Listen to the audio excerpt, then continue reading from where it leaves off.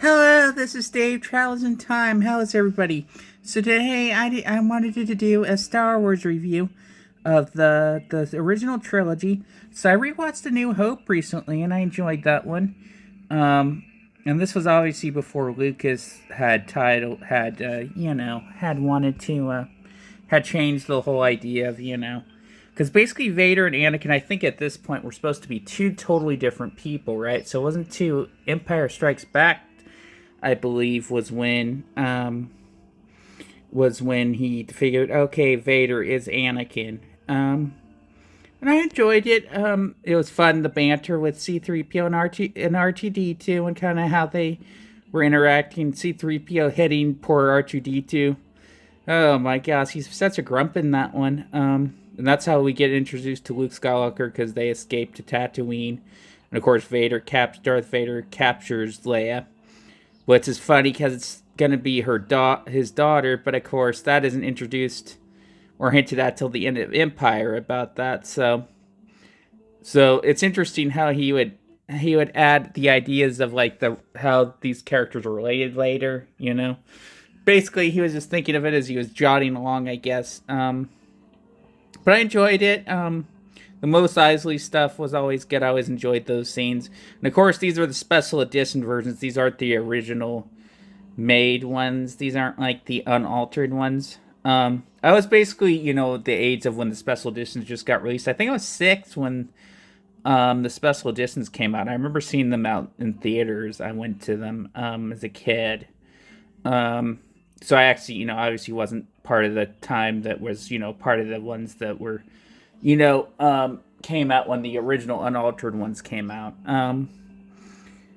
So yeah, these are the special edition versions on the Blu-ray. It's not the original ones. Supposedly, there's a rumor that the original ones are going to come out soon, the unaltered versions, but I don't know if when that's going to happen or not. But I enjoyed episode 4 again. It was pretty enjoyable. I do like the chemistry with Alec Guinness and Mark Hamill. With Obi-Wan and Luke in the first one, and of course, we introduced to Han Solo played by Harrison Ford, and this was basically like his big break with the Star Wars films and stuff. But it's funny how he always hated the character of Han Solo. I always found that funny. Um, and of course, Luke and Obi-Wan agrees to pay him a bunch of money so he can take them to get to you know where they're going, and it's interesting, everything that happens in it, and yeah, it's interesting rewatching these again. And of course, the Death Star is the main objective in Episode 4, A New Hope. Even though it was originally called Star Wars, Episode 4, A New Hope was added later to it. And the Peter Cushing has a brief part as Grand Moff Tarkin. He plays a brief part in it in this film, as the Imperial bureaucrat in this film. The Emperor isn't introduced yet till Empire Strikes Back. Yeah, we'll get more into that in a little bit. And yeah, it goes by at a fast pace too. There's not any moments that really drag, I noticed, with the film, so that's nice. And obviously, there's the hat scene in this one too, because that was added back in for the special editions. So we get a CGI Jabba. And then, of course, the controversial "Who Shot First" with Greedo. That controversial change that George Lucas introduced into it. So that's in that too. Um, and of course, I like the line, we're pretending to be a stormtrooper, and he's like, aren't you a little short to be a stormtrooper? I thought that line was always funny. And she's take charge. She's definitely not a damsel in distress, and I think that's why her character is so beloved. She's not the Fey Ray King Kong type of femme character. She's take charge. She doesn't, and it's funny how they argue, Han Solo and her, about who takes orders and stuff. And of course we have the duel with Obi-Wan and Darth Vader. That doesn't last very long, and it's not nearly the fight's obviously not nearly as fancy as the prequels. It's kind of brief, And of course, Obi-Wan at the end, he gives in to, like, he just lets Vader basically kill him because he knows he's going to become one with the Force, become a Force ghost. And then basically, once they escape the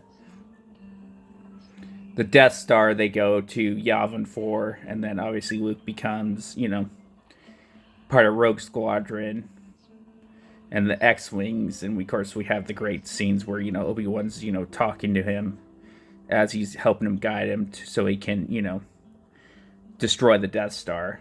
So that was fun. Yeah, it's a good film. And then we get to Empire Strikes Back, of course, which is, of course, is the famous one that's, the one where we find out that Darth Vader is Luke Skywalker's father, and then we get Hoth and all that, the ice world, basically, that they're on at the beginning of the film. Then, of course, once the Imperials go on Hoth, then, everyone leaves. They're the rebels and stuff. And then Luke heads to Dagobah with R2-D2.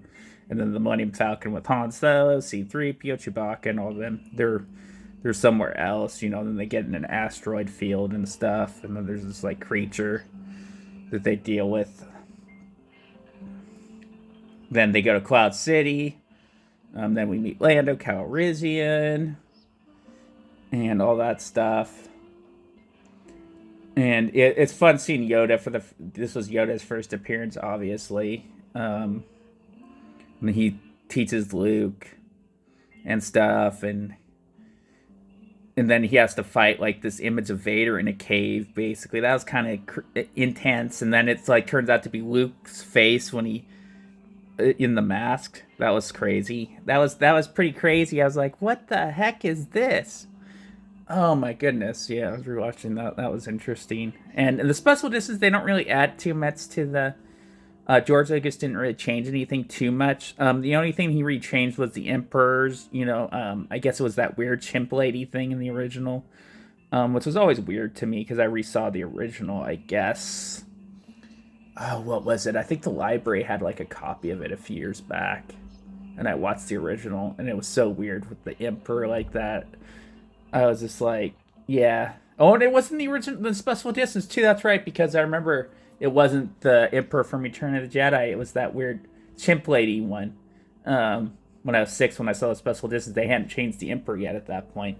Back to the Return of the Jedi Ian Emperor one. So I actually kind of prefer the newer Emperor one. I always thought the chimp lady one looked so weird to me. But I prefer the dialogue, actually, I think, from the original one, because I was rewatching that on YouTube, and I think the dialogue flows better. So if they kept the original dialogue from the original trilogy Empire one instead of the special edition one, but just had the Emperor, with the Ian one from Return, I think it would have flowed better, because the dialogue that they added with this one seems off to me. That's the only downside to the edition of it. I wish George Lucas hadn't changed the dialogue. That was frustrating, that it's slightly changed, or just sounds weird. I always thought that was bizarre, And so, what else? So we meet Lando Calrissian. Let's see. What else happens? Yeah, so he trains, and then I guess Luke was, like, about to give up with his X-wing. He's like, it's too much. I can't do it. He can, use the Force to take the X-wing back out of the swamp, but Yoda could do it easily. It's because Luke, I guess, gave up too easy, right? That was kind of his lesson about that. That was interesting.